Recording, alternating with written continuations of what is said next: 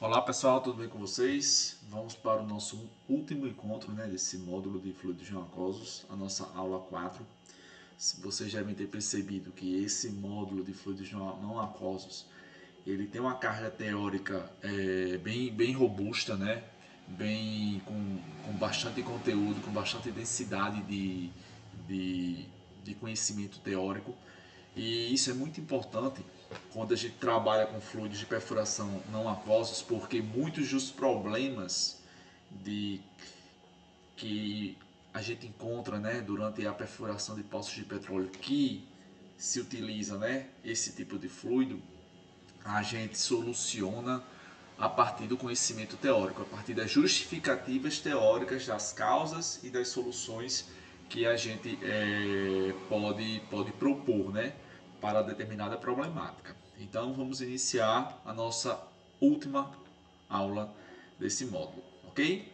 Então nós vimos no módulo, na verdade na aula passada, a questão da composição química de uma emulsão inversa, que essa emulsão inversa ela é utilizada como uma formulação de um fluido de perfuração não aquoso. Nós começamos lá com a questão do estudo sobre as bases orgânicas que são utilizadas, as principais bases orgânicas, vimos as diferenças entre elas, tal. Vimos a questão dos emulsificantes, aprendemos a diferenciar o que é um emulsificante primário, o que é um emulsificante secundário. Vimos a questão da importância do alcalinizante, da cal, que é bastante importante tanto para a ação de um tensoativo, principalmente tensoativos aniônicos, como também como uma barreira de proteção para contaminações com H2S, que é o ácido sulfídrico. Então, a partir dessa carga teórica de conhecimento que a gente vai propor no final a questão das soluções para determinadas problemáticas. Daí, a gente entra agora, a partir desse primeiro slide dessa aula, com a função do viscosificante nesse fluido não aquoso, nesse fluido de emulsão inversa. Então, o que é que confere viscosidade em um fluido de perfuração não aquoso? A própria emulsão. A própria emulsão ela já confere viscosidade. Vocês vão ver nas aulas práticas que a partir do momento que a gente começa a acrescentar salmoura em uma base orgânica, que com certeza vai ser olefina, nas aulas práticas de vocês. Essa olefina já aditivada com emulsificantes, tanto primário quanto secundário. A adição dessa salmoura para a formação dessa emulsão, a gente já vai perceber uma mudança de viscosidade do meio. Isso vai ser bem nítido, vai ser algo visual assim bem perceptível. Mas essa viscosidade atribuída à formação dessa emulsão, ela vai ser necessária, ela vai ser suficiente para todos os casos? Não. Então, quando a gente quer modificar essa viscosidade desse fluido, se a gente estabelecer, por exemplo, um fluido que tem uma razão óleo-água, por exemplo, fixa, 60-40, e se eu quiser modificar essa viscosidade, eu poderia acrescentar mais fase aquosa, uma fase dispersa? Poderia. Mas e se eu não quiser acrescentar essa fase dispersa, para não comprometer a minha estabilidade da emulsão? Eu posso acrescentar o viscosificante. Então, esses viscosificantes, em sua grande maioria, são argilas organofílicas. Então, se tem a argila, que é uma argila mineral, e se propõe uma modificação química nessa argila, tornando essa argila compatível com uma fase orgânica. Então, essa argila, na verdade, ela passa por uma modificação química. Então, a gente tem aqui uma representação de uma equação química. Para os químicos aí que gostam de reações químicas, vão adorar essa parte. Essa argila, ela passa por uma mudança química em sua superfície para torná-la compatível com a base orgânica. Então, ela vai atuar como viscosificante. Ah, é só argilas organofílicas que vão atuar como viscosificantes? Não. Existem vários produtos comerciais, por exemplo, se eu não estiver enganado, um dos produtos que vocês vão utilizar é um chamado Talmode, que é um viscosificante muito utilizado hoje em dia na formulação de fluidos de perfuração não aquosos. E a definição dele, né, pelo menos aqui o fabricante nos repassa, é que são partículas inorgânicas alongadas. Então essas partículas inorgânicas passam consequentemente por uma modificação química em sua superfície para torná-las compatíveis com a base orgânica, porque a gente precisa fixar na nossa mente que todos os aditivos que são utilizados dentro de uma formulação de um fluido não aquoso, eles precisam formar uma dispersão, né? Então eles precisam estar bem dispersos naquele meio, tornando o resultado final, né, de uma emulsão estável, uma emulsão inversa estável. Então a gente tem essa função do viscosificante, certo? Além dessa adição, né, do viscosificante ser necessária para a mudança da viscosidade do meio, a gente precisa também desse viscosificante adicionado agora para a formação dos géis, que são basicamente, para a gente compreender o que seriam géis, são estruturas tridimensionais que podem ser formadas em um momento, por exemplo, de parada de circulação. Essas estruturas tridimensionais, né, a partir da interação entre as partículas, é suficiente para o quê? A suspensão de sólidos. Esses sólidos que podem estar no fluido, né, como os adensantes ou densificantes, baritina, como os obturantes, calcita, como os próprios cascalhos que são perfurados ali e são alguns deles, né, finamente divididos e são incorporados no fluido.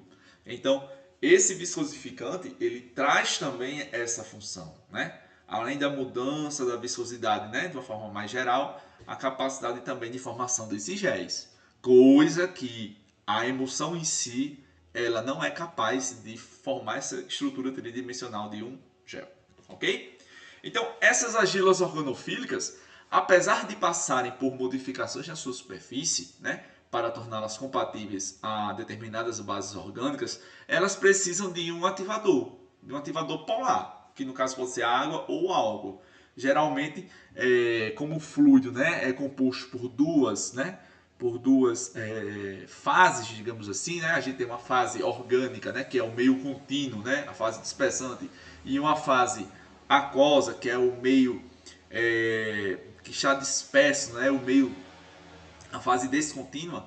Então, essa própria água da questão da salmoura que vai ser o ativador polar. Porque essa argila, apesar de passar por uma modificação química para torná-la compatível à base orgânica, ela não vai deixar de ser argila. Então ela segue as mesmas premissas, ela segue o mesmo comportamento que vocês estudaram lá no módulo de argilas. A gente precisa de água para que essa água separe essas lamelas de argila, porque senão a gente não vai ter a ação viscosificante da adição dessa argila. Então, esse efeito viscosificante da argila só vai ser sentido se tivesse ativador polar e com aumento do grau de cisalhamento, né? Da taxa de cisalhamento. Por quê? Essas partículas de argila, chamadas de lamelas, elas precisam estar separadas. A gente precisa promover o chamado inchamento osmótico. E, é claro, além da temperatura também. Por quê? Porque essa temperatura favorece o movimento browniano das partículas. Então a gente tem ali uma separação e um favorecimento de uma boa dispersão. Beleza? Compreendida essa parte dos viscosificantes, agora a gente entra na parte do agente óleo molhante, que é de fundamental importância quando a gente trata de uma emulsão inversa, né, utilizada para fluidos de perfuração não aquosos, certo? Então, quando a gente utiliza um agente óleo molhante, a gente quer proteger o fluido, né? Proteger a nossa emulsão. Porque caso a gente não utilize esse agente óleo molhante, a gente não poderia, por exemplo, adicionar calcita, não poderia adicionar barita, não poderia ter sólidos incorporados nesse fluido, porque a natureza da barita, da calcita e dos sólidos que são incorporados durante a perfuração é a natureza inorgânica. Então, se tem uma natureza inorgânica, vai ter interação maior com a fase orgânica ou com a fase aquosa? Com a fase aquosa. A partir do momento que a gente tem uma interação forte com a fase aquosa, a presença desses sólidos, dessa interação, favorece a desestabilização dessa emulsão. Por isso a gente precisa adicionar esse agente óleo molhante, que são tensoativos. Então são tensoativos, se vocês relembrarem um slide lá da aula passada, que a gente tem aqueles diferentes valores, né, do balanço hidrofílico, lipofílico, numa determinada faixa a gente tem uma faixa ideal de atuação dos agentes oleomolhantes, certo? Esses tensoativos vão fazer modificações químicas na superfície desses sólidos, tornando-os compatíveis com a fase orgânica. Eu insisto muito nessa parte de tornando-os compatíveis com a fase orgânica. Por quê? Todo aditivo que é colocado, né, que é adicionado em um fluido de perfuração não aquoso, precisa ser compatível com a fase orgânica. Porque se não for compatível, qual é a tendência natural de acontecer? Vai aglutinar e vai sedimentar. Aí a gente tem separação de fases. A gente não vai ter uma dispersão, certo? Então, a função do agente óleo molhante é basicamente essa. Então, para que a gente evite problemas futuros, né, de estabilidade dessa emulsão, a gente precisa adicionar esses agentes para tornar os sólidos presentes ali no fluido preferencialmente molháveis agora pelo óleo, certo? Pela base orgânica. Então, esses aditivos, eles, por exemplo, a gente pode pensar assim, opas, esses aditivos são tensoativos. Os emulsificantes primários e secundários podem atuar como agentes óleo-molhante? Pode.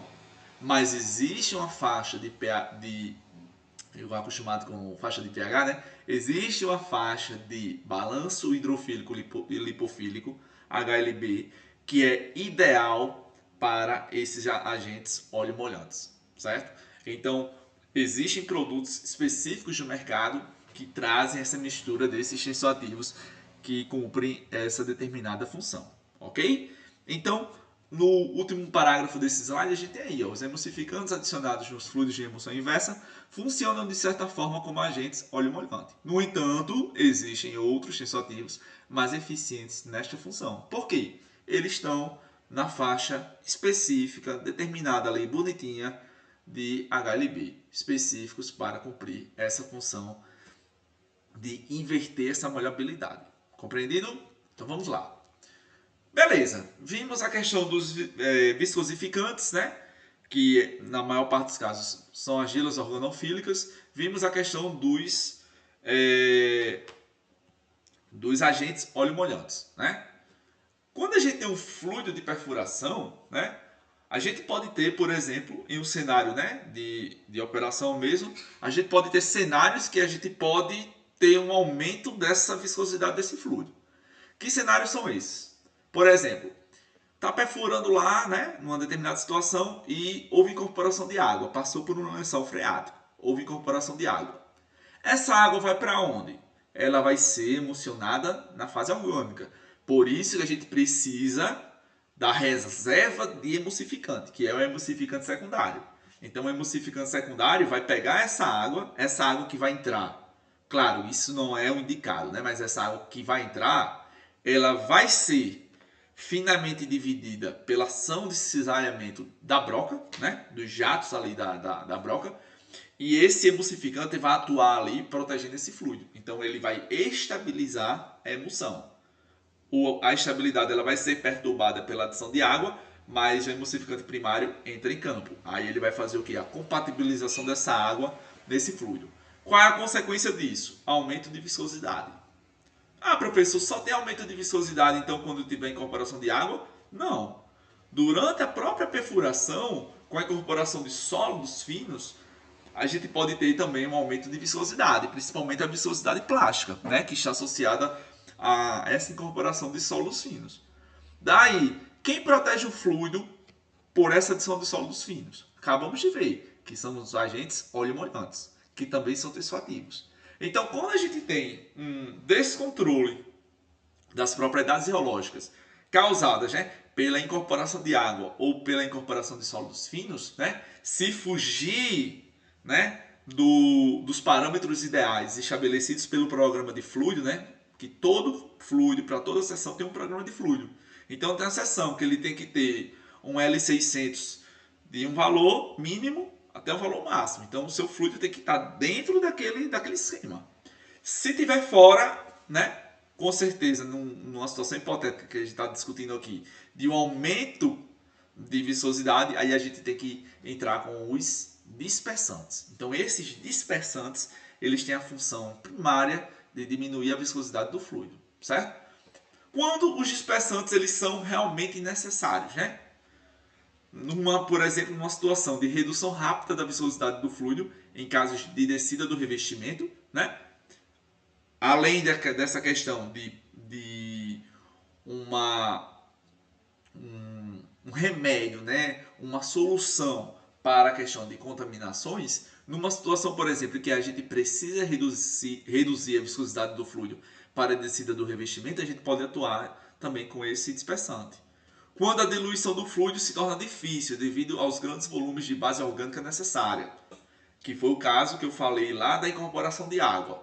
Se aumenta a incorporação de água, a gente muda a razão óleo-água. A gente precisaria corrigir essa razão adicionando mais base orgânica. Mas base orgânica é cara, então a gente pode entrar com o agente dispersante.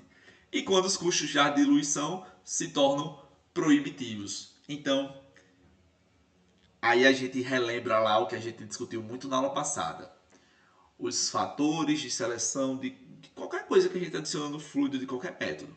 São fatores técnicos, de custos, né? Custos e fatores ambientais, certo? A gente discutiu muito sobre isso na aula passada. Então, alguns agentes oleomolhantes, né? Alguns agentes que são utilizados ali para a compatibilização de sólidos no fluido de perfuração, eles podem atuar também como agentes de dispersão. Mas o mercado hoje, né, as empresas fabricam e disponibilizam produtos específicos, mas a gente pode ter também produtos que cumprem funções variadas, né? Tem uma função primária, por exemplo, de um agente oleomolhante e uma função secundária de um dispersante. Eu sempre gosto de trabalhar com essa questão de mostrar que um aditivo ele tem uma função primária, mas também ele pode desempenhar uma função secundária. Isso é muito importante que a gente tenha isso em mente, beleza? Adensantes. Aí adensantes não tem muito mistério, né? Que são os densificantes. Na maior parte dos casos, a gente utiliza o que? A barita, ou também chamada carinhosamente de baritina. Então é o agente adensante mais utilizado em fluidos de perfuração não aquosos, que aqui eu chamei de fluidos sintéticos, né? A gente pode chamar por essa denominação. Por quê? Porque a gente está utilizando uma base orgânica sintética nesse fluido.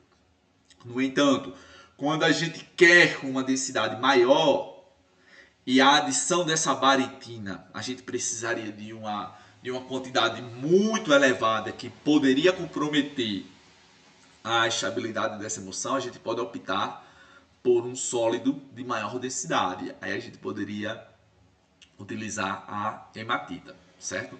Que essa hematita, ela, por ser mais densa, ela diminuiria a fração volumétrica dos sólidos. Então a gente pode ter essas duas possibilidades. Geralmente a gente sempre utiliza o que? Barita, né? Aí aqui essa foto aqui, vocês podem perguntar para você se é barita ou hematita. É barita, certo? Esqueci de colocar aqui uma legenda, mas é barita, ok? E quando a gente vai fabricar o fluido, geralmente a gente coloca quantidades bem elevadas, certo? Bem elevadas. Então separa um vidro de relógio, né? Grande, não separa um pequenininho não, porque senão você vai ter trabalho, beleza? Dica do prof. Daí, pessoal, deixa eu só voltar aqui. Compreendida essa parte dos adensantes, a gente finaliza a questão dos aditivos, que são utilizados ali no fluido de perfuração não aquoso. Aí agora a gente vai começar a investigar um pouquinho, a discutir sobre as propriedades dessas emulsões, certo? Aí a gente entra com a reologia. Então, essa reologia do fluido, né, as propriedades reológicas do fluido de perfuração, ela vai ser discutida dentro dos parâmetros que o programa de fluido estabelece. Então, para aquela determinada seção que vai ter tantos metros de profundidade, a gente vai precisar de determinados parâmetros geológicos, né? Porque a gente vai ter um diâmetro de um poço, né? De um poço específico, a gente vai ter uma profundidade, né? Específica para aquela seção, então a gente vai ter parâmetros, né, geológicos específicos que vão variar de seção para seção perfurada. Então, quando a gente trabalha com as propriedades geológicas, a gente geralmente, né, o que a gente obtém de informações? A gente utiliza o chamado viscosímetro FAM, né? Tem uma técnicazinha que tem um funil, né? Vocês vão ver no laboratório, que é o funil Marsh, que a gente tem uma ideia da viscosidade desse fluido pelo tempo de escoamento desse fluido. A gente coloca, eu não lembro agora qual é o volume específico, mas é um volume bem grande.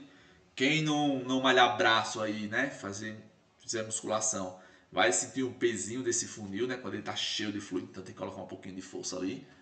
Coloca, completa e depois marca o tempo de escoamento, certo? Que aí a gente tem uma ideia de como está a viscosidade desse fluido. É claro que essa ideia é uma ideia que a gente tem que ter um padrão de comparação. Então esse padrão de comparação geralmente ou são outras formulações ou a própria água, beleza? Quando a gente tem esse funil, mas aí a gente deve fazer o quê? A gente deve pegar e levar para o viscosímetro FAM. Então o viscosímetro FAM, que todas as plataformas de perfuração têm a disponibilidade desse viscosímetro FAM, a gente vai obter leituras a 600, 300, 200, 100, 6 e 3 RPM. Então é um viscosímetro equipado com cilindros coaxiais, que tem um bulbo, né? Um bulbo que ele é conectado a uma mola que mede o grau de deflexão. Aí esse grau de deflexão a gente pode associar à viscosidade desse fluido. Aí a gente pode, a partir dos valores, né, coletados, a gente pode determinar a viscosidade plástica desse fluido, que é o L600 menos o L300. A gente pode determinar o limite de escoamento, certo? Que tudo isso aí vocês viram ou verão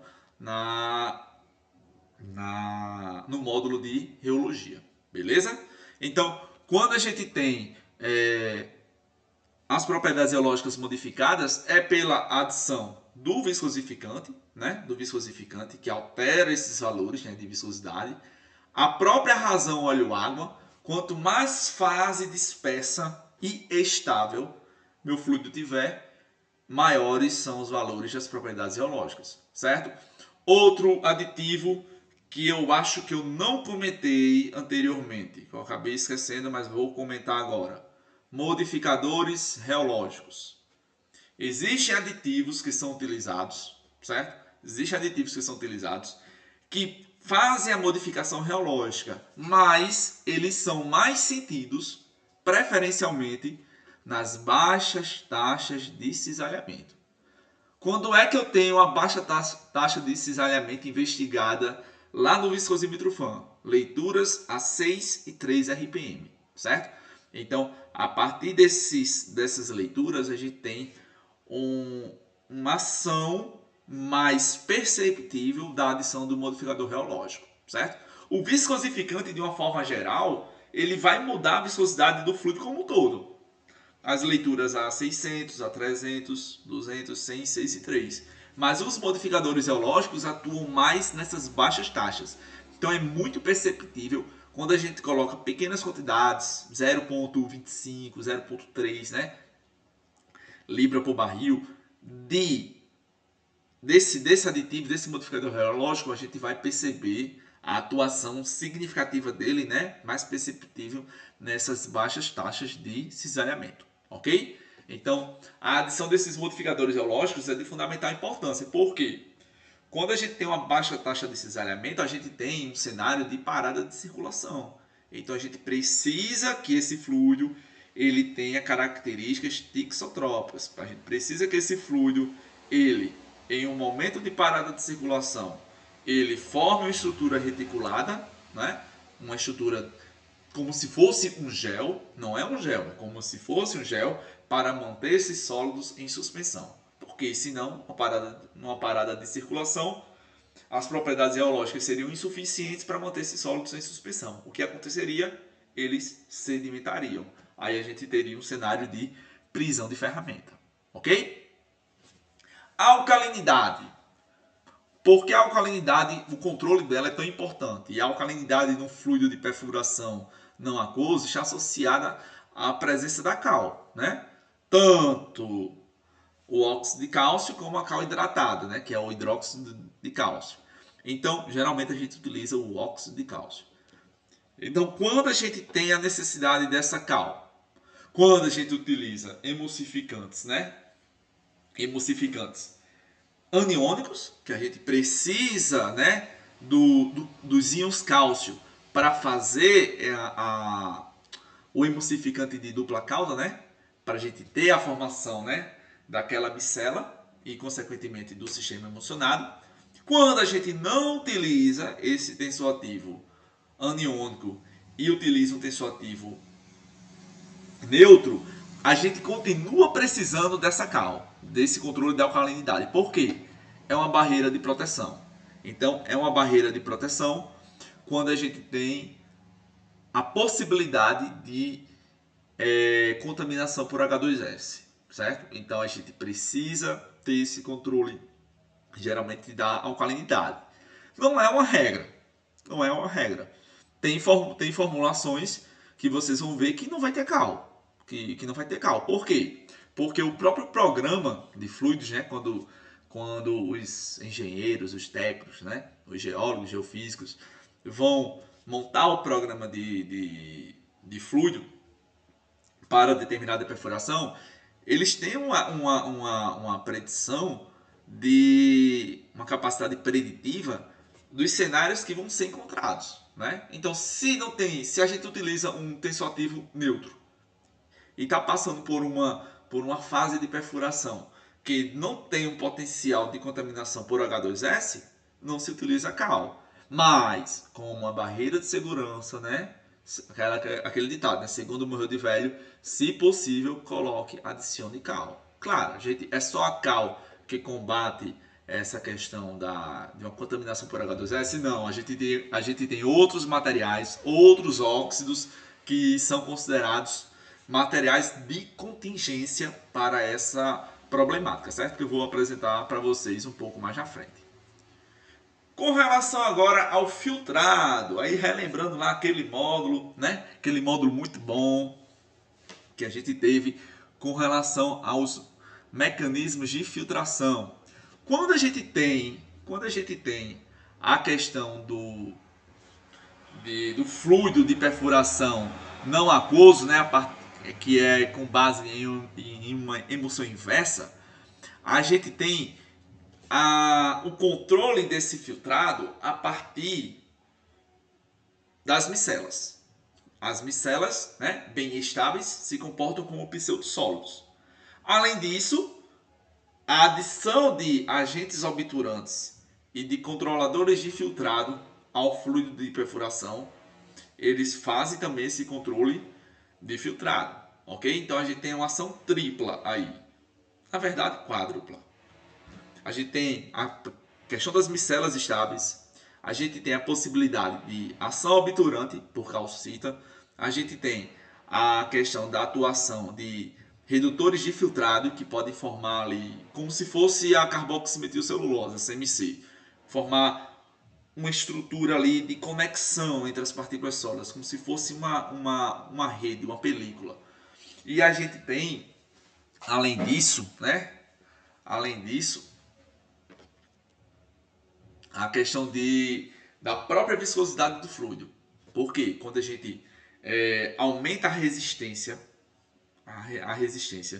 do líquido da fase contínua, né, ao escoamento, aí a gente tem a redução dos valores de filtrado. Então essa redução dos valores de filtrado é importante, porque a gente viu lá no módulo de mecanismos de filtração que tem uma série de problemas que são evitados quando a gente controla esse filtrado, certo? Além disso, a gente pode ter também a questão de uma possível desestabilização dessa emulsão quando a gente tem uma desestabilização dessa emulsão, a gente pode ter o que a gente chama de água livre. É como se a emulsão fosse quebrada.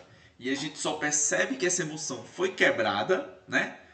Que nesse caso a gente vai utilizar a filtração do tipo HPHT, né? Alta pressão e alta temperatura. A gente só vai saber que ela foi quebrada, tanto pelo efeito da pressão como pelo efeito da temperatura, após o teste de filtração. Então a gente só vai perceber que a nossa emulsão não está legal no teste de filtração, certo?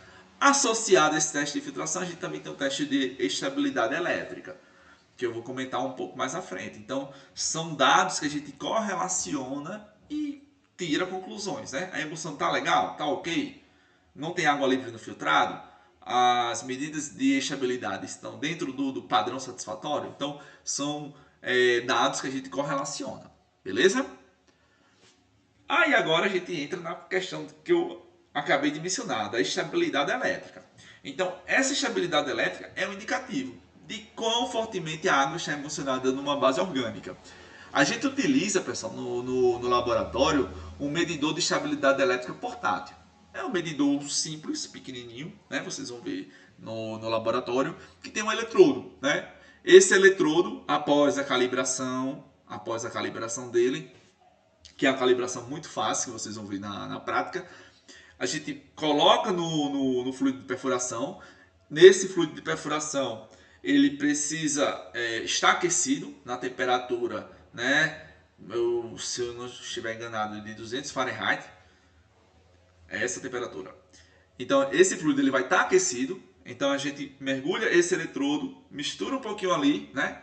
E a gente afere essa estabilidade elétrica.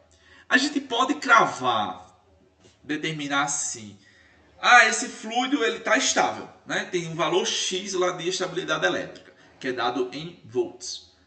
Não. Essa medida de estabilidade elétrica é um indicativo. Então, o que a gente faz no laboratório? A gente faz 5 medidas. Geralmente, o que é que eu faço e o que é que eu aprendi a fazer, né? Com quem trabalhou muito tempo na indústria do petróleo. A gente faz 5 medidas. Eu posso fazer mais? Posso, né? Vai depender do seu tempo disponível. Pelo menos umas 5. A gente descarta o maior valor e o menor valor e faz a média dos outros 3. Porque aí a gente tem um resultado mais representativo do nosso sistema, certo? Então, essa estabilidade elétrica é um indicativo. O que a gente pode associar além do valor que a gente vai colocar lá no nosso relatório, né? Que a gente vai reportar lá no diário da plataforma. A gente pode também analisar ao longo das 5 medidas se essa estabilidade ela está aumentando ou se ela está diminuindo. Geralmente diminui, mas a gente pode ter também valores diferentes. Porque dependendo da altura que você mergulha, né, da profundidade que você mergulha o eletrodo, a gente pode ter cenários diferentes. Então a gente pode ter uma porção daquela amostra que está bem estável e a gente pode ter uma porção que está menos estável, certo? Então geralmente por isso que a gente precisa, quando coloca o eletrodo, dar uma agitadinha, ok? Mas vocês vão ver isso na aula prática. Eu estou dando muito spoiler, né? Talvez o professor até reclame na aula prática. Vocês aprenderam isso aonde? Digam que foi comigo, beleza? Então, quando a gente tem essa questão da estabilidade elétrica, que é importante a gente investigar, a gente tem alguns fatores que influenciam nessa estabilidade. Que fatores são esses? São vários. Eu vou detalhar cada um deles agora. Concentração de água. Altas concentrações de água diminuem a estabilidade elétrica. Por quê? Isso é uma questão lógica. Se a gente aumenta a concentração de água, a gente vai aumentar a concentração da fase dispersa. Então a gente vai precisar ter uma ação dos emulsificantes para fazer a compatibilização desse aumento da concentração de água. O que é que isso vai acarretar? As micelas vão estar muito próximas. Então qualquer coisa que aconteça ali de desestabilização, a gente pode ter floculação ou coalescência dessas micelas. A gente pode ter uma quebra dessa emulsão. Então, o aumento da concentração de água não é algo legal para o fluido, certo? Aí a gente precisa, caso necessário, uma razão óleo-água muito baixa, né, que indica que eu tenho uma quantidade de água muito elevada, a gente precisa ter um sistema bem estável, com os emulsificantes ali atuando de forma satisfatória, ok? Sólidos molhados por água reduzem a estabilidade da emulsão. Por quê? Se a gente não coloca agentes oleomolhantes no fluido de perfuração para fazer essa inversão de molhabilidade, os sólidos vão ser molhados por água. Aí eles vão interagir com as micelas, com a água que está presente na micela, na fase dispersa. Aí o que vai acontecer? Vai aumentar o peso dessa micela e essa micela vai tender a sedimentar e aglutinar, né, consequentemente. Aí a gente tem essa questão, que sólidos molhados por água reduzem a estabilidade da emulsão. Terceiro, energia de emulsão. Eita, o que seria essa energia de emulsão? As gotículas de água são maiores e mais fracamente emulsionadas em um fluido novo. O que quer dizer um fluido novo? Um fluido que não passou por um processo de maturação. O que seria essa maturação? Vários ciclos de perfuração. Saída da superfície, passagem pela coluna de perfuração, passagem pelos jatos de broca, volta pelo anular e esse ciclo sendo repetido. Então, esse ciclo sendo repetido, as gotículas de água maiores vão sendo o quê? Divididas. Então, elas vão ficando cada vez menores, certo? Garantindo a estabilidade desse fluido. Então, quando esse fluido ele está maduro, né, ele já passou por alguns ciclos ali, né, durante a perfuração, a gente tem um aumento dessa estabilidade. A energia dessa emulsão, ela aumentou, certo? E isso, pessoal, é importante porque, às vezes, a depender, né? Isso vai muito da experiência do químico de campo, né? Quando vocês estiverem embarcando, a depender da experiência do colega de vocês, vocês podem pensar assim, eu vou colocar aqui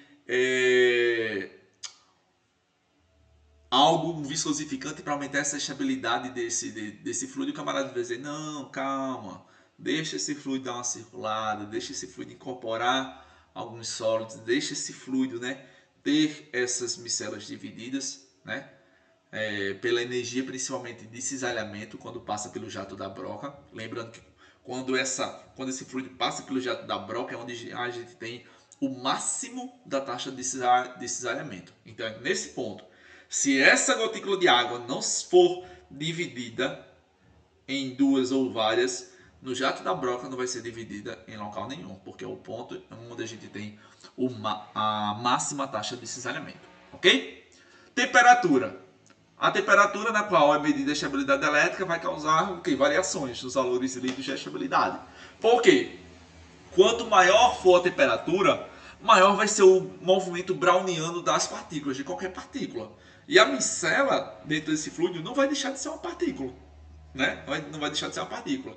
Então, se eu tenho um aumento de temperatura, eu tenho o movimento desse movimento browniano e esse aumento de temperatura, o que é que faz com a viscosidade do fluido? Diminui.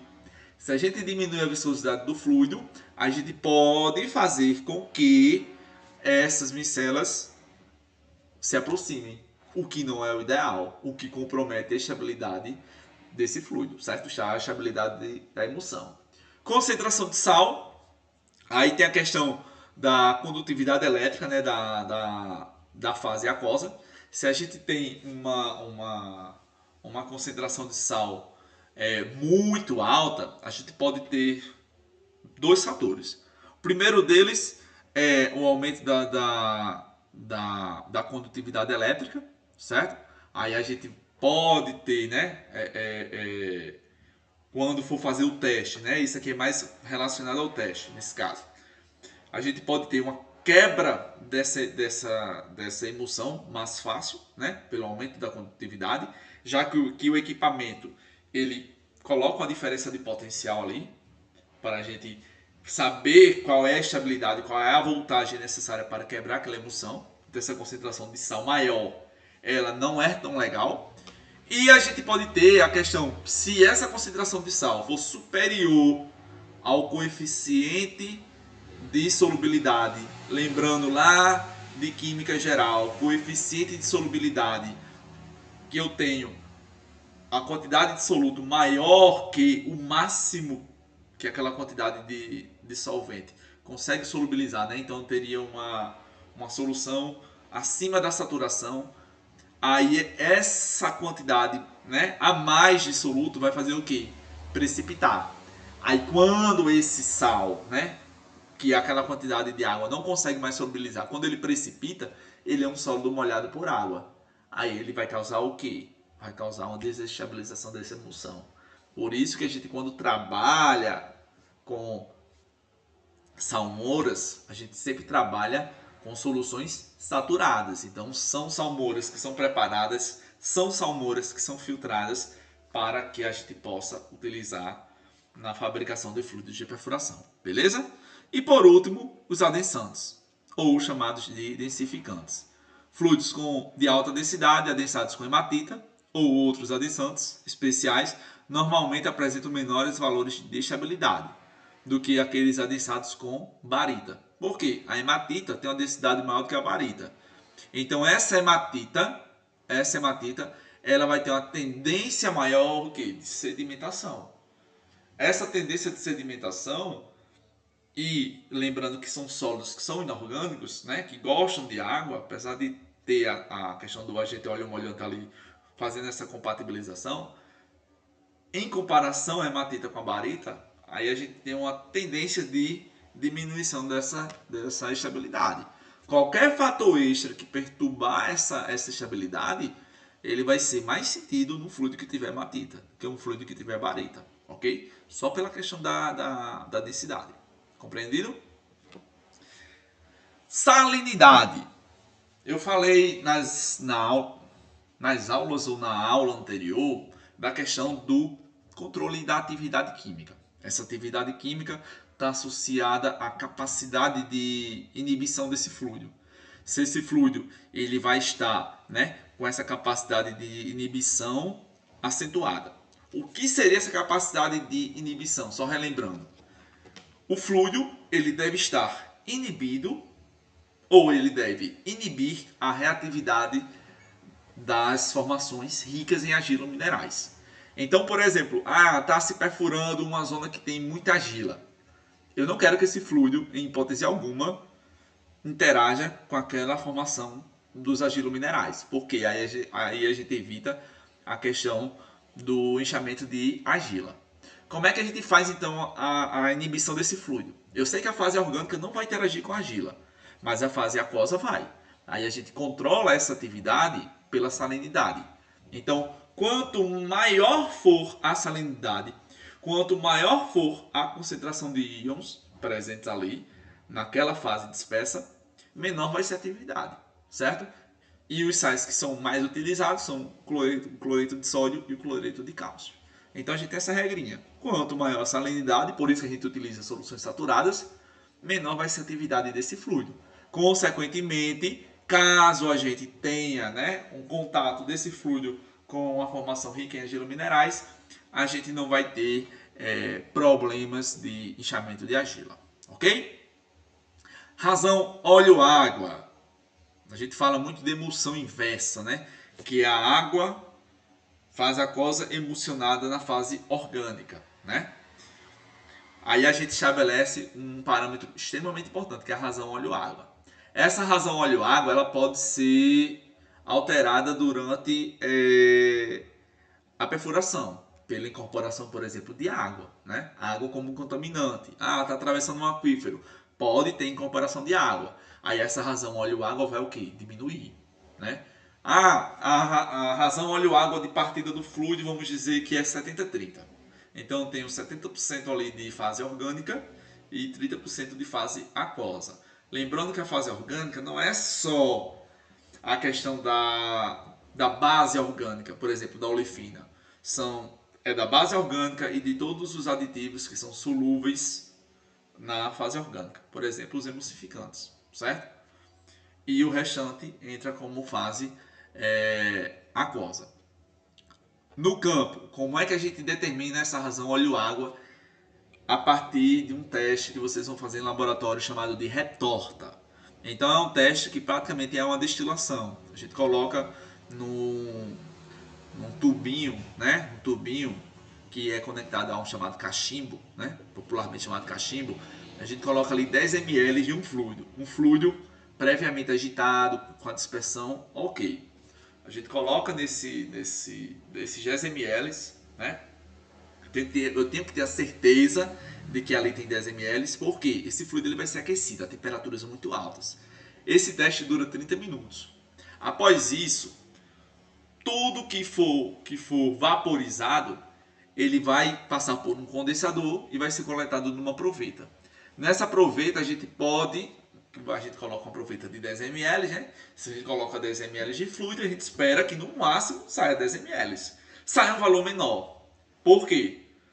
Porque o que é que vai sair? A fase orgânica e a fase aquosa. O que é que vai ficar nesse cachimbo? A questão dos sólidos. Porque o sólido ele tem um ponto de ebulição muito maior, muito superior à fase orgânica e da fase aquosa. Então a gente faz esses comparativos, a gente faz uns cálculozinhos que vocês vão fazer na prática, beleza? Eu só estou aqui apresentando a situação, né? E qual o teste que vai ser utilizado. Quando essa razão óleo-água ela é alterada, ela precisa ser corrigida. Então, por exemplo, se tem um acréscimo de água, a gente pode entrar, se houver a necessidade, né, de aumentar a quantidade de fase orgânica, a gente vai aumentar, para a gente fazer esse ajuste de razão. Mas se não houver necessidade, se logisticamente, pelo custo, a adição de fase orgânica não for satisfatória, aí a gente pode entrar com um dispersante. Por quê? A gente deve lembrar que o acréscimo de fase aquosa aumenta a viscosidade desse fluido, beleza? Daí, pessoal, os seguintes fatores afetam a seleção da razão óleo-água. O custo da base orgânica, né? Óleos e bases sintéticas são caros, né? Então, menores razões de óleo e água reduzem o preço final do fluido. Por quê? Eu vou ter mais fase aquosa, né?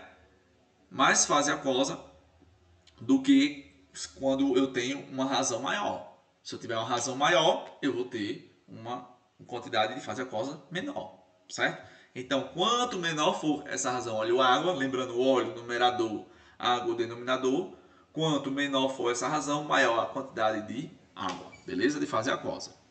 Concentração do óleo impregnado nos cascalhos, aí é questão de ambiental. Tem a legislação ambiental que os cascalhos não devem ter nada de óleo. Nada de óleo.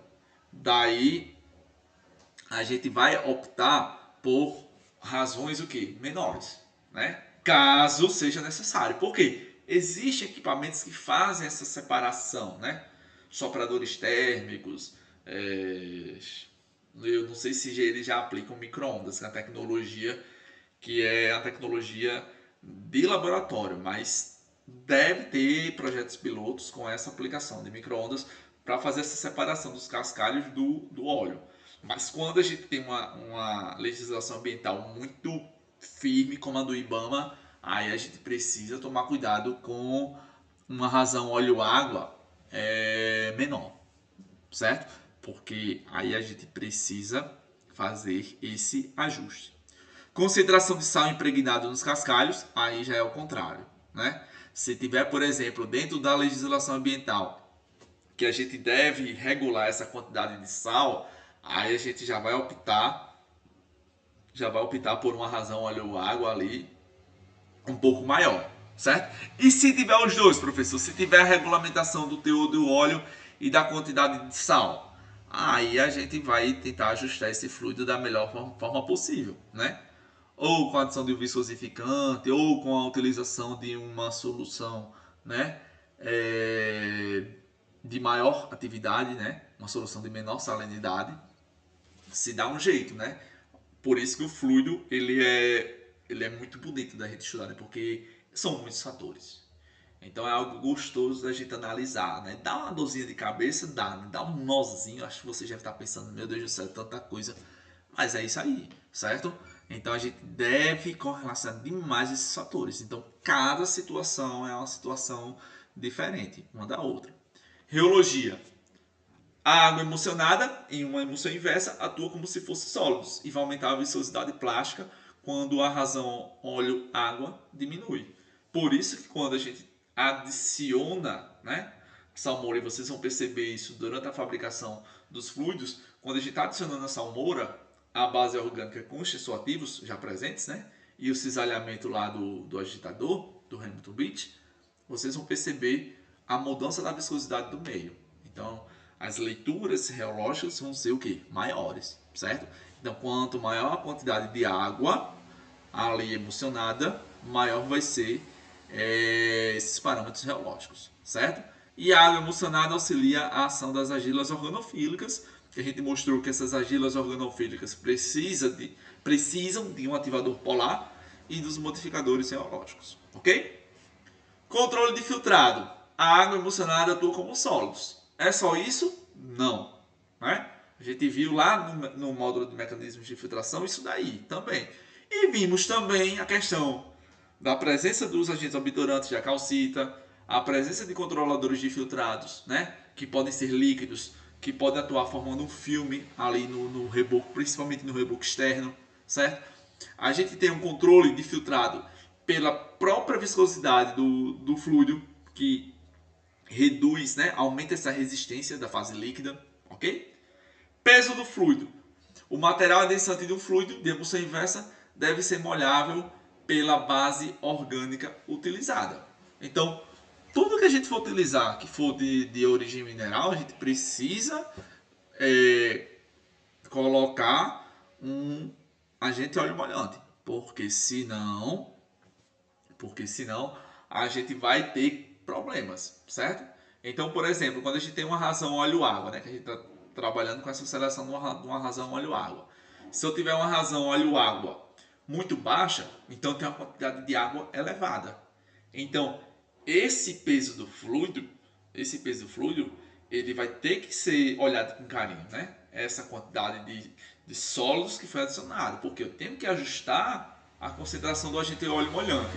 Quando nós temos uma razão óleo-água muito alta, né, e pouca fase aquosa, aí essa quantidade de agente óleo molhante, consequentemente, vai ser menor, porque você vai ter estatisticamente uma menor quantidade de interações entre a fase aquosa e as partículas orgânicas utilizadas como adensantes, certo? E a temperatura? A estabilidade da emulsão diminui com a temperatura. Portanto, poços de alta temperatura, para poços de alta temperatura, se torna necessário trabalhar com altas razões de óleo e água. Por quê? Porque por mais que essa água esteja emulsionada, mas a gente pode ter perda. Pode ter perda dessa fase aquosa, certo? A gente tem, já lembrando lá de propriedades coligativas, né? A questão da presença dos sais, né? Que estão solubilizados na água. A gente já vai ter, né, um aumento dessa temperatura de ebulição, né? Se eu não estiver enganado, é chamada ebulioscopia, né? Aí quando a gente tem agora uma temperatura alta, que a temperatura do poço não vai ser uma temperatura de 100 graus, vai ser uma temperatura maior, né? Quando a gente tem cenários de temperatura maior, a gente precisa trabalhar com essa razão óleo-água alta, porque a gente tem que ter uma quantidade de óleo maior do que a quantidade de água, porque o óleo ele é mais estável termicamente, né, do que uma fase aquosa. Isso aí é bem lógico, ok? Beleza, vamos dar uma respirada. É um módulo cansativo, é uma carga conceitual muito grande. Nós vimos agora a questão das propriedades reológicas, né? Das propriedades não só reológicas, né? Das propriedades associadas ao fluido de perfuração, né, não aquoso. Aí agora nós vamos estudar um pouco dos problemas associados às emulsões inversas. Está perto, estamos acabando. Então, solubilidade de gás, né, que é uma das possíveis problemáticas. Óleos e bases orgânicas em geral são solventes para metano e outros gases encontrados durante a perfuração. Então, durante a perfuração, a gente pode ter várias surpresas, né? Surpresas essas que, graças aos estudos geológicos e geofísicos, a gente não tem uma caixinha, né? A gente não está perfurando no escuro. É como se a gente acendesse a lâmpada, opa, eu sei o que eu vou encontrar ali. Então, metano, alguns gases específicos, eles podem, né, entrar em contato com o fluido e ser facilmente solubilizado pela fase orgânica. Aí quando é solubilizado a gente tem alguns probleminhas, né? Por quê? Como é que a gente vai retirar esse material? Por isso que é melhor a gente já entrar com esse fluido, ele aditivado, né? Aditivado com materiais de contingenciamento para evitar essa incorporação tão exagerada, certo? E a solubilidade dos gases pode interferir na detecção, por exemplo, de um kick, né? E procedimentos de controle de um poço, que é o kick, né? Que você já deve ter visto em outros, né? Em outros módulos. É aquela infiltração pequena que vai acontecer da formação para o fluido de perfuração. Lembrando que a gente, quando está perfurando, a gente preferencialmente trabalha com overbalance, né? A pressão do pulso maior do que a pressão da formação. Mas em alguns cenários de, por exemplo, de zonas depletadas ou zonas que tem uma janela operacional muito estreita, aí a gente pode utilizar, ao invés de overbalance, a gente pode utilizar a underbalance. Perdão pelo caminhão que está passando aqui, mas é natural de quem mora próximo à rodovia, certo? Então, quando a gente, só vou repetir aqui para fortalecer. Quando a gente tem uma janela operacional muito estreita, a gente não, em muitos casos, não trabalha com um jogo de pressões overbalance, né? Com a pressão do pulso maior do que a pressão da formação. A gente pode trabalhar com a condição underbalance, pressão do pulso menor do que a pressão da formação. Daí, naturalmente, a gente vai ter uma incorporação, né, de fluidos da formação para o interior do poço, mas essa incorporação ela deve ser controlada, certo? São situações em que são situações específicas. Há uma zona que tem uma janela operacional muito estreita, né? A pressão de fratura tá ali no limite, né? No limite, no talo. Se aumentar um pouquinho essa pressão hidrostática, fratura a rocha. Aí eu tenho perda de circulação. E perda de circulação a gente já viu lá no módulo de filtração, que é muito ruim, né? É uma situação que tem prejuízos, que vai gerar prejuízos, tanto para o andamento da perfuração como questões de custos, né? Sólidos molhados por água. Quando colocados em contato com uma emulsão de água em óleo, muitos sólidos irão preferencialmente ser molhados por quem? Pela água, né? A menos que agentes oleomolhantes sejam usados. Então, quando a gente tem um fluido que eu tenho já uma quantidade, né, de emulsificante primário bacana, que eu tenho uma quantidade de agente de óleo molhante legal, eu fico um pouco despreocupado com essa incorporação de solos, certo? Ah, professor, existe uma concentração ideal? Não. Quando é que eu vou perceber que eu preciso fazer esse acréscimo de agente óleo molhante? Por exemplo, no teste da retorta, eu posso ter uma ideia da quantidade de sólidos que o fluido está ganhando, né? Isso eu considerando o teste da retorta, caso eu faça ele, né? Sei lá, eu estou no turno lá de perfuração, né? O meu turno. Aí eu vou fazer esse teste da retorta pelo menos umas 2 vezes. Se eu perceber que está aumentando essa quantidade de solos, eu ajusto a concentração do agente de óleo molhante. Tudo isso vai muito do dia a dia, né? Do feeling que o químico tem para fazer determinadas intervenções. A gente não vai esperar que esse fluido, que a estabilidade diminua a ponto de quebrar a emulsão, porque se quebrar a emulsão, o seu fluido é uma emulsão. Então a gente vai ter a perda de praticamente todas as propriedades desse fluido. Beleza? Infelizmente não existe um teste quantitativo para medir essa concentração, né, de agente óleo molhante disponível no fluido de perfuração, né? Ah, eu não sei a quantidade de agente óleo molhante que está ali livre, né? Que não está já ocupada fazendo a compatibilização dos sólidos, né? Que já estão presentes no fluido com a base orgânica. Mas aí a gente pode fazer determinados testes pilotos, né? Pego lá uma porção desse fluido e vou adicionando sólidos, barita ou argila, né? Qualquer sólido. E eu vou medindo a estabilidade desse fluido. Pode ser estabilidade elétrica, pode ser por filtrado. Estabilidade elétrica é mais rápido, né? Mas eu posso correlacionar também com uma condição do filtrado. Se tiver água livre, eu sei que aquela quantidade de sólidos está lascando com o meu fluido, né? Até a palavra interessante, né? do nordestino, lascar, está lascando o meu fluido. Aí eu devo fazer o ajuste da concentração dos agentes oleomolhantes, certo? Então, alguns indicativos observados durante a perfuração podem ajudar a antecipar um futuro problema relacionado a sólidos molhados por água, que são esses indicativos que eu acabei de falar para vocês, a questão da estabilidade elétrica e a questão de você analisar como é que está o seu filtrado, né? A análise visual e a análise volumétrica mesmo do volume.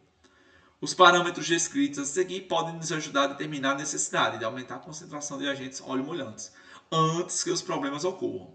Aí a gente tem além do que eu acabei de falar, né? A questão de análises adicionais. Uma delas, integridade dos cascalhos. Por quê? Cascalhos que são molhados por óleos, eles são firmes. Por quê? O cascalho é inorgânico. Então, se eu tenho esses cascalhos molhados por óleo, né? Por óleo e não pela água, eu tenho essa característica mais firme. Então, esse cascalho ele vai ser facilmente separado. Os molhados por água, eles são pastosos, pegajosos. É como se fosse uma lama, um barro molhado. Então, a fase aquosa, de certa forma, estaria interagindo com esses sólidos, certo? Então, aí é um dos cenários que a gente pode necessitar do ajuste da concentração do agente oleomolhante. Decantação dos sólidos. Sólidos molhados por água tendem a sair da solução e decantar. Por quê?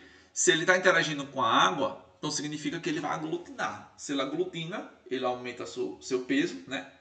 O peso de algo aglutinado é muito superior a partículas individuais, então a gente vai ter um aumento da densidade e, consequentemente, a sedimentação, né? Que a gente associa a decantação. Mas decantação é a separação dessa mistura. O termo correto é sedimentação, mas todo mundo utiliza a decantação. Pressão de bombeio. Cascalhos tendem a aderir nas superfícies metálicas. Coluna de perfuração pode causar uma restrição ao fluxo. Se a pressão de bombeio está muito alta, significa que eu posso ter esses cascalhos interagindo com a água. E esses cascalhos molhados por água, que são pegajosos, né, conforme está listado ali no primeiro tópico, eles podem aderir nas superfícies metálicas, né? Aí você vai ter o quê? Uma diminuição do diâmetro, por exemplo, da coluna, né? E do poço, então, de uma maneira geral, e a gente pode ter um aumento da pressão de bombeio. Lembrando que esse fluido ele vai passar tanto pela parte que está sendo perfurada, como pela parte que já foi revestida, né? Então a gente pode ter esse processo de aderência às superfícies metálicas. A aparência opaca. Muito pode ser inferida a partir da aparência do fluido. Os sistemas estáveis apresentam aparência brilhante e homogênea, certo? Que é uma característica do fluido. Vocês vão ver que os fluidos eles têm uma característica plástica, uma característica brilhante, algo bonito. Alguns até, opa, vou fazer esse fluido, tá parecendo um doce de leite. Olha que lindo, só não tomem, viu? Um fluido não aquoso, quando vocês terminarem, tá parecendo uma vitamina, né? Um leite com Nescau, né? Uma bebida achocolatada. Então tem essa característica brilhante, né? Presença de água no filtrado, aí já é um indicativo de que essa estabilidade ela foi para o beleléu, né? E a gente precisa fazer esse ajuste, fazer essa correção. E na fase aquosa, no caso de precipitação de sal, devemos adicionar água doce no sistema e aumentar a concentração de agente molhante, né? Como é que a gente vai perceber essa questão de precipitação do sal na prática? Se eu for fazer o teste de filtrado, não dá para saber se eu tenho ali um cristal de sal precipitado. O que é que eu preciso fazer? Fazer os monitoramentos dos testes de salinidade. Vocês vão ver na prática como se faz a determinação da salinidade tanto de fluidos aquosos como de fluidos não aquosos, né? Tem os procedimentos padrões, né? Seguindo a norma API 13B B2. B2 é para fluidos não aquosos. B1 para fluidos aquosos. Ok? Gás sulfídrico. Esse daí já matou um bocado de gente ao redor do mundo. Também chamado de sulfeto de hidrogênio. É perigoso e venenoso. E é encontrado em várias formações. Graças a Deus, hoje a gente tem vários detectores. As sondas são equipadas com detectores que detectam a presença desse tipo de ácido, desse gás, né, que está no estado gasoso, quando ele é incorporado no fluido.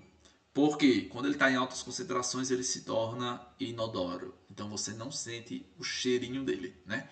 Então em altas concentrações ele se torna letal, né?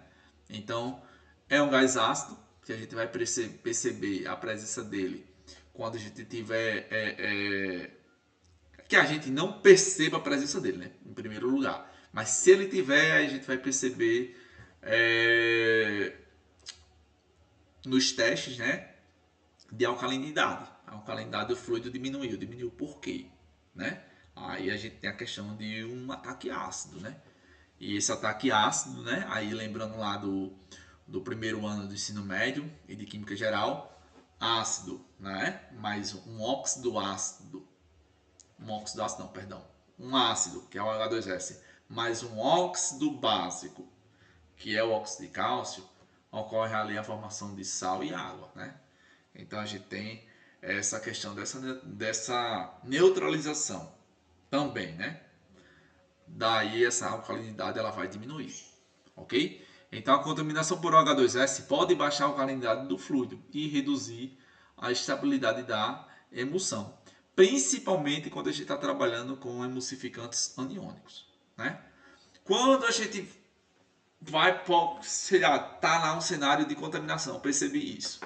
Se no almoxarifado da minha sonda tiver lá óxido de zinco, que também é um óxido básico, porque a gente tem o zinco que é metálico e o oxigênio que é um ametal, então tem um óxido básico, então eu vou utilizar esse material para combater essa contaminação, né? Lembrando, eu estou querendo combater um ácido, então vou utilizar qualquer óxido básico, óxido de zinco, óxido de cálcio, qualquer óxido com metal, os metais lá da tabela periódica. Se eu tiver disponível esse óxido metálico, eu posso fazer essa utilização, ok? Então, quando temos a contaminação por H2S, temos os seguintes sintomas, né? As seguintes observações. O fluido escurece devido à contaminação com sulfetos insolúveis. Esse H2S ele vai reagir, né?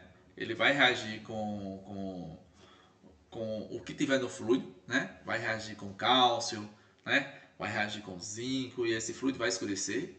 A alcalinidade decresce e a estabilidade elétrica também decresce, beleza? Então esses são os principais indicativos que a gente tem a contaminação por H2S. Perda de circulação. Nós vimos lá no módulo de mecanismos de filtração que a perda de circulação ela não é indicada, né? Não é indicada, a gente não deve deixá-la acontecer. Então, perdas de circulação com fluidos sintéticos rapidamente se tornam intoleráveis, né? Por quê? Por dois aspectos. Os altos custos dos fluidos sintéticos, imagine, você está numa perfuração que você está perdendo fluido para a formação e esse fluido é sintético, com a base orgânica muito cara, com os aditivos muito caros. Então você vai dar um prejuízo enorme, né? É claro, existem zonas que a perda de circulação ela já é prevista, então ela já vai acontecer, né? Mas a gente tem que diminuir o grau de severidade dessa perda de circulação. Aí a gente entra com aqueles materiais de contenção que a gente estudou lá no módulo de mecanismos de filtração.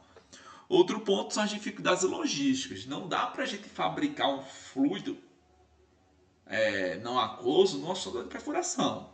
Claro, devem existir sondas mais robustas que você consiga fabricar esse fluido, mas fazer a compatibilização de uma fase aquosa, né, com a fase orgânica dentro de uma sonda de perfuração é muito complicado, certo? Por isso que os fluidos de perfuração não aquosos eles são fluidos reciclados.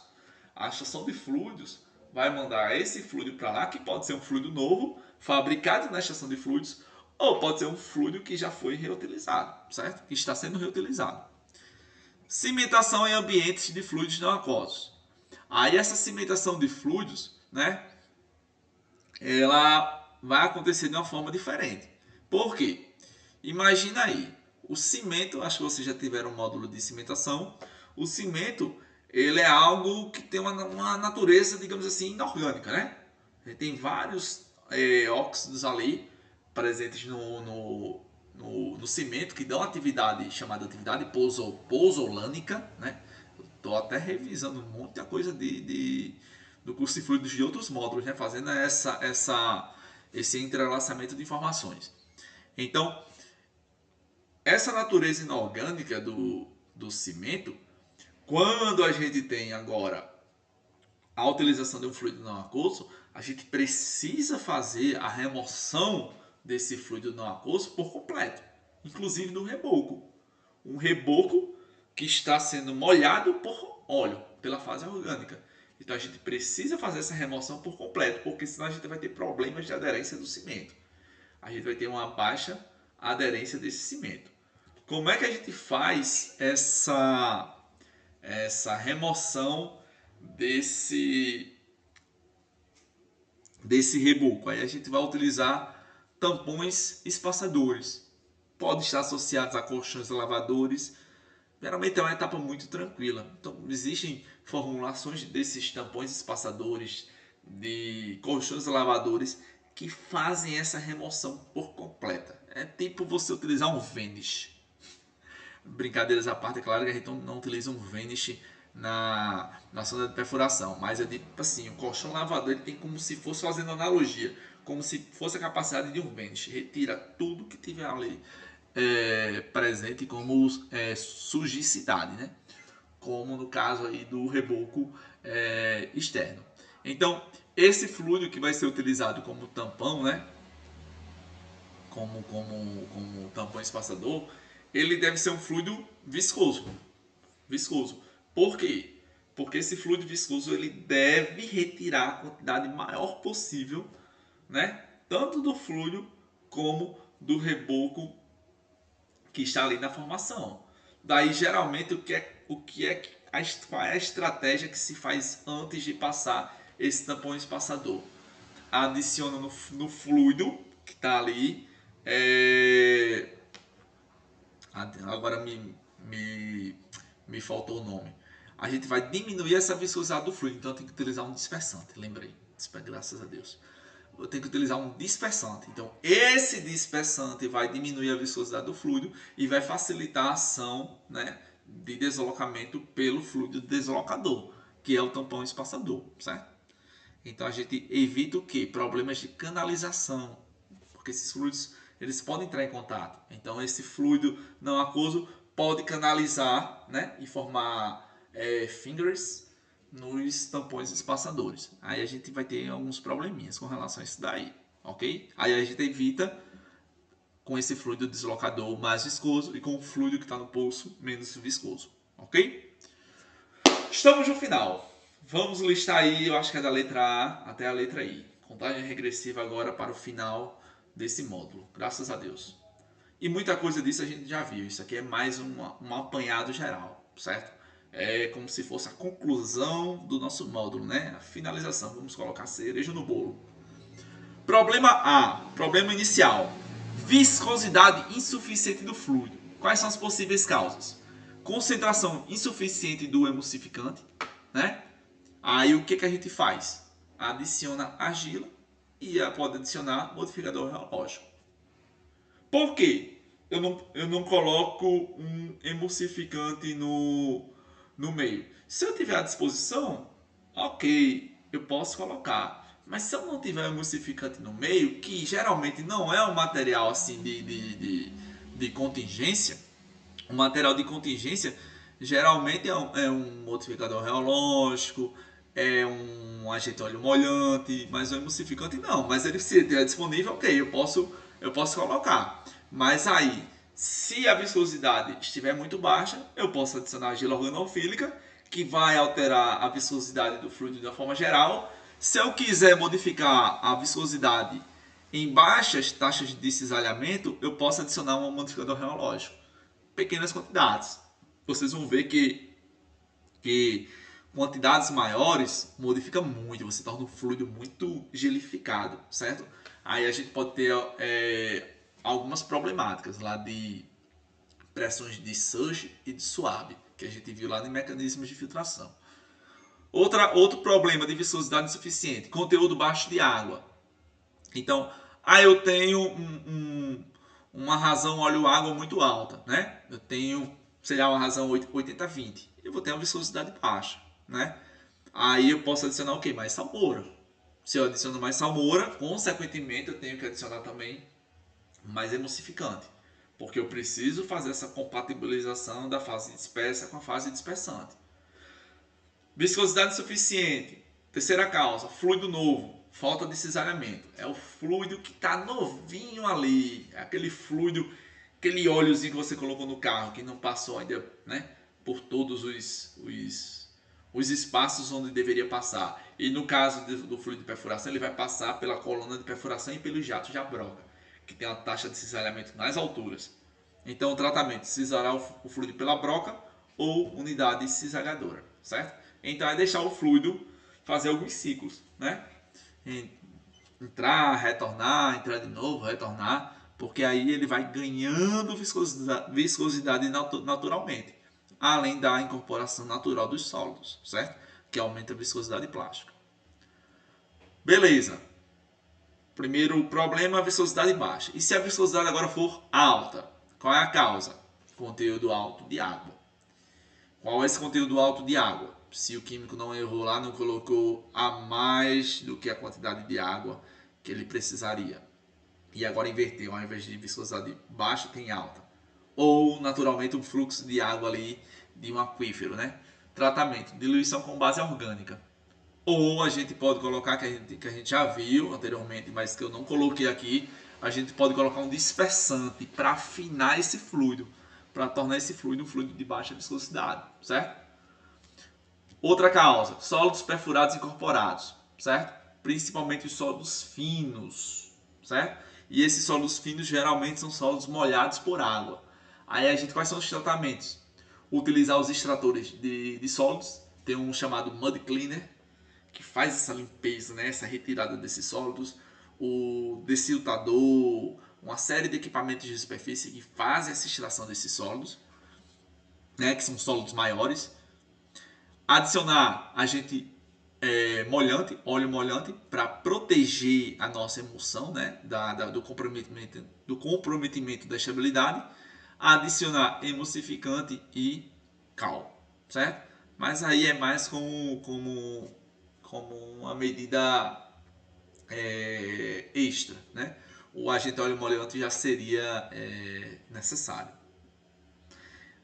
Terceira causa, instabilidade da temperatura elevada. Quando a gente fala em instabilidade da temperatura elevada, é até meio, um pouco estranho, mas é uma instabilidade causada por uma alta temperatura. Talvez ficaria melhor aí, instabilidade por temperatura elevada. Aí a gente deve converter a formulação para a formulação de alta pressão e de alta temperatura. Geralmente, quando é que a gente teria isso? Se eu tenho uma quantidade de fase dispersa muito alta. Eu tenho uma razão 60-40. Eu tenho uma razão 60-40, então ela vai ser comparativamente mais instável do que uma formulação, por exemplo, 70-30, que tem uma quantidade de óleo maior do que a quantidade de fase aquosa, certo? Então, quando a gente mexe nessa razão, a gente também está mexendo na resistência à temperatura. Ora, é claro, se eu aumento a quantidade de óleo em comparação à quantidade de fase aquosa, eu tenho que fazer os ajustes necessários, porque a viscosidade vai diminuir. Então, eu tenho que corrigir a concentração de viscosificante e de outros aditivos ali, né? Causa de viscosidade excessiva, gases ácidos, né?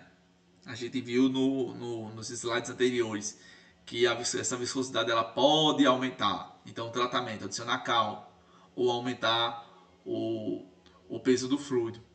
Por que aumentar o peso do fluido seria um tratamento? Porque com o aumento da pressão hidrostática do fluido, eu evito que o influxo de qualquer coisa que queira entrar nesse fluido, né? Seja contaminantes líquidos, sejam contaminantes gasosos. Então, o peso do fluido é a primeira barreira. Passou por essa primeira barreira, opa, tem a cal ou, por exemplo, o óxido de zinco, que pode fazer parte desse tratamento. A última causa aqui de viscosidade excessiva, tratamento excessivo com viscosificante. Eita, errei no cálculo aqui, coloquei argila organofílica demais. Aí você vai ter que diluir com óleo. Se não diluir com óleo, você pode utilizar um dispersante, certo? Que funciona também. Beleza? Terceiro problema, aumento na filtração de alta pressão e alta temperatura. Causa emulsão fraca, né? A gente viu que se eu comprometer a estabilidade da minha emulsão, eu posso ter um aumento do volume de filtrado, porque as micelas atuam como pseudosólidos. Tratamento, adicionar emulsificante primário e cal, né? Se for um emulsificante não iônico, eu não preciso dessa cal para essa correção, ok? Só se for um emulsificante aniônico. Outra causa, distribuição granulométrica inadequada dos sólidos. Lembram lá do módulo de filtração? Quando a gente tem os controladores de filtrado sólidos, a gente trabalha com a distribuição granulométrica, né? Com faixas variadas de tamanhos de sólidos diferentes. Aí o tratamento, adicionar calcário com diferentes granulometrias, né? E adicionar redutor de filtrado, né? O redutor de filtrado que com o calcário vai fazer sinergicamente, né, esse controle de filtração. E outra causa é a instabilidade em temperatura elevada, né? Principalmente associado que a viscosidade. Aí eu devo fazer o que? Converter esse fluido para alta pressão e alta temperatura. Isso pode acontecer, por exemplo, se eu tiver uma fase dispersa também muito elevada. Eu tenho a formulação 55-45, 45% de água. Nossa, se eu tiver um cenário de alta pressão e alta temperatura, essa água ela pode ir embora. Então a gente vai ter o que? Diminuição da viscosidade, a gente vai ter aumento do volume de filtrado. Então devo converter essa formulação para uma formulação que resista a alta pressão e alta temperatura. Como? Corrigindo essa razão óleo-água e aumentando o que? As concentrações de viscosificante, de controladores de filtrado, certo? Para tornar essa formulação resistente a condições de alta temperatura e alta pressão. Quarto problema, água no filtrado HPHT ou HTHP, né? Aí é um problema que a nossa estabilidade está fraca de verdade, emulsão fraca. Tratamento, adicionar emulsificante e cal, né? É o tratamento que se tem, porque o que garante a estabilidade, a compatibilização da fase aquosa na fase dispersante é o emulsificante. Instabilidade em temperatura elevada, a mesma problemática no caso anterior, certo? Se você tem um aumento da filtração, naturalmente a sua emulsão já está instável, né? Se você tem água no seu filtrado, aí que sua emulsão está mais instável ainda. Aí essa água é o que a gente chamava lá no módulo de água livre, certo? Aí a gente deve combater como isso? Adicionando emulsificante e cal, né? Lembrando, a cal entra aí necessária, né? No combo com o emulsificante aniônico e converter esse fluido para um fluido de alta pressão e de alta temperatura, né? Eu tenho que garantir que tudo que está no fluido, né? Todos os aditivos que estão no fluido que colaboram com o controle de filtrado, eles estejam atuando de forma legal, ok? Quinto problema, sólidos molhados por água. Causa supersaturação. Então eu posso ter os próprios sólidos que estão presentes no fluido, como eu posso ter a questão dos sólidos que são incorporados. Qual é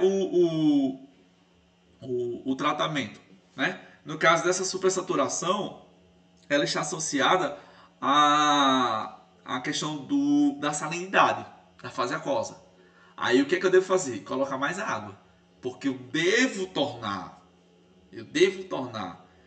essa solução supersaturada insaturada, certo? Aí eu vou colocar mais água, sendo que essa água, esse acréscimo de água vai estar acompanhado do acréscimo de emulsificante de cal e de agentes molhantes. Novamente, cal se o emulsificante for aniônico. Agentes molhantes são necessários porque caso a adição de água e do emulsificante não seja satisfatória, os agentes molhantes eles vão que, opa, eu vou atuar e vou dispersar esse cristal de sal na fase aquosa, na fase orgânica, perdão. Sólidos excessivos, esses sólidos são os que foram incorporados no fluido durante a perfuração. Utilizar os extratores de sólidos presentes na superfície. Liga lá o modicline, o deciltador, né? Verifica as peneiras para ver se está tirando bem os sólidos, né? A gente tem que fazer esse controle. A última causa seria o tratamento insuficiente, né? Se o tratamento for insuficiente, os tratamentos que a gente fez para a supersaturação e para o sólido excessivo, a gente adiciona mais emulsificante e cal. A gente precisa trabalhar com o sistema mais estável possível. Sexto problema, tela de peneira de lama encerada. Aí é um indicativo de que se essa lama está encerada, então essa lama está pastosa. Então tem um indicativo de que está tendo incorporação de sólidos e que esses sólidos estão sendo molhados por água. Qual é o tratamento para isso? Adicionar agente molhante, emulsificante e cal, certo? Eu tenho que tornar esse sólido molhável por óleo, por fase orgânica, certo? Por que tem esse asterisco aí nos agentes molhantes? Porque eles devem ser usados de forma econômica, somente quando outros tratamentos não dão certo, porque eles são caros, certo? Lembram lá dos critérios? Critérios técnicos, né? Critérios de custo e critérios ambientais.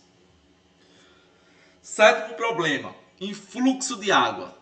Se eu tenho um influxo de água para o meu sistema, eu vou ter um decréscimo na razão óleo-água. Tá aí OW, né? O W vem de hora. Então, decréscimo nessa razão óleo-água. Tratamento desse fluido. Aumente o peso do fluido e adicione base orgânica, emulsificante e cal. Porque a partir do momento que eu tenho decréscimo na razão óleo-água, significa dizer que está tendo um influxo de água. Então, se está tendo um influxo de água, essa água está vindo de onde? Da formação. Então, o peso do meu fluido não está legal. A hidrostática do meu fluido não está legal. Então, eu não estou numa condição de overbalance. Eu estou numa condição de underbalance. Aí eu tenho que aumentar o peso do fluido. Caso isso não seja o suficiente e se o seu fluido já tivesse sido prejudicado pela adição, né, de água extra, aí a gente corrige essa razão óleo-água com acréscimo de base orgânica, coloca emulsificante para fazer a compatibilização da água que entrou no fluido e cal, se o emulsificante for aniônico. Causa também para um influxo de água, né? Decréscimo no peso do fluido. Aí é uma causa que eu acabei de explicar. Se o fluido ele não tem a hidrostática suficiente, a gente vai ter incorporação dessa água que vem da formação para o interior do poço. Próximo problema, né? A gente já está no oitavo problema. Contaminação por CO2, né? Aí, contaminação por CO2 é se eu tiver passando por uma formação que tenha CO2 aprisionado ali. O que é que vai acontecer com a alcalinidade, que a gente chama de PM, né? O P vem de fenolftaleína, né? Não sei se a pronúncia está correta, né? Fenolftaleína é em inglês, né? Começa com P. Então, se eu estou adicionando CO2, que é um óxido ácido, né? Lembrando lá de química geral, óxido ácido em água, né? Da fase que está dispersa, eu gero um ácido. Aí essa alcalinidade vai diminuir. Qual é o primeiro tratamento? Aumentar o peso do fluido, porque a pressão hidrostática é a primeira barreira de proteção contra influxos, contra contaminações, certo? E depois adicionar cal, né? Cal ou óxido básico que faça essa neutralização do ácido. Aumento da reologia. Fluidos com viscosidades maiores diminui a... Eu não posso falar difusão, mas diminui a penetração desse gás, né? A permeação desse gás, é o melhor termo, permeação desse gás no fluido como um todo. Então, eu aumento a reologia. Próximo caso. Contaminação por H2S. A causa. Decréscimo da alcalinidade. Se eu estou contaminando por H2S, estou contaminando com ácido. Então a alcalinidade vai diminuir. Tratamento. Aumenta o peso do fluido e adiciona cal para corrigir essa alcalinidade. Odor de ovos podres.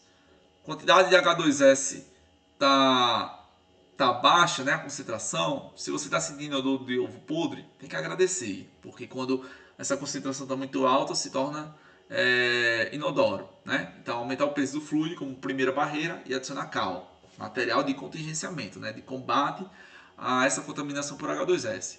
O fluido está enegrecido, você está percebendo visualmente ali no tanque que ele está com uma cor diferente. Adicionar sal ou óxido de zinco, né? Geralmente a gente adiciona óxidos, né?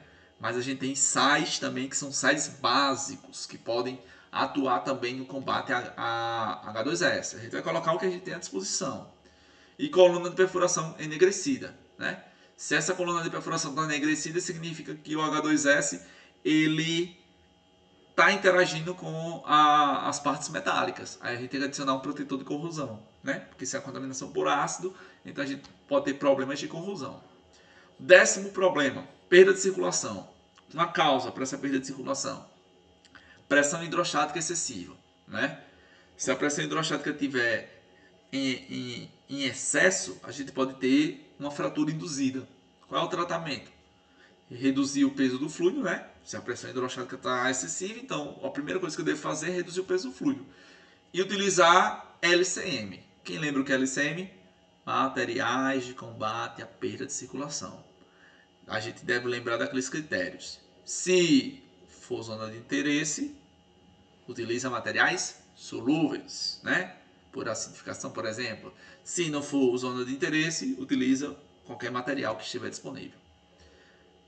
Uma causa também de perda de circulação: perda de carga nonular excessiva. Então, se eu tiver, por exemplo, um cenário de diminuição do diâmetro do poço, né? Ou por uma formação de um reboco muito espesso, ou algum problema de sólidos que estão pegajosos, né? A gente tem a diminuição desse diâmetro, a gente aumenta a perda de carga anular, que é a pressão de resistência que o fluido vai ter no retorno, né? No retorno para a superfície. O que a gente deve fazer? Primeiro caso, reduzir a viscosidade do fluido, para que esse fluido ele passe de uma forma mais tranquila, né? E, se necessário, reduzir a vazão de circulação. Aí vai diminuir um pouco a pressão de bombeio, né? E usar materiais de combate à perda. Por quê? Se a gente não fizer, né, essas estratégias de reduzir a viscosidade ou a vazão de circulação, a gente pode ter uma indução de uma fratura. Aí a gente utiliza materiais de combate à perda como uma medida preventiva. Causa da perda de circulação: a surge pressure excessivo. Então, tem aquela pressão de surgência excessiva. Qual é o tratamento necessário para isso? Diminuir a velocidade de descida da coluna e reduzir a viscosidade do fluido. Porque, se vocês lembrarem, a pressão de surge, né, ou de surgência, é quando a viscosidade está muito alta e quando você vai manobrar a coluna, você acaba forçando com que esse fluido, que vai ter dificuldade para retornar pelo anular, ele frature a rocha. Então a gente tem que ter esse cuidado. Então, pessoal, graças a Deus terminamos mais um módulo. Aula um pouco extensa, peço perdão pela extensão dessa aula, mas eu quis passar aqui para vocês o máximo de conhecimento que eu tenho sobre esse tema. Espero que vocês aproveitem, tenham aproveitado os outros módulos, né? tenham aproveitado esse módulo também, né? Em especial, tenham aproveitado as aulas anteriores, essa aula. E qualquer dúvida, a gente vai ter um encontro, né? Ao vivo, que a gente vai tentar solucionar aí as dúvidas que surgirem, né? E espero que vocês tenham muito sucesso aí na trajetória de vocês, beleza? Até lá!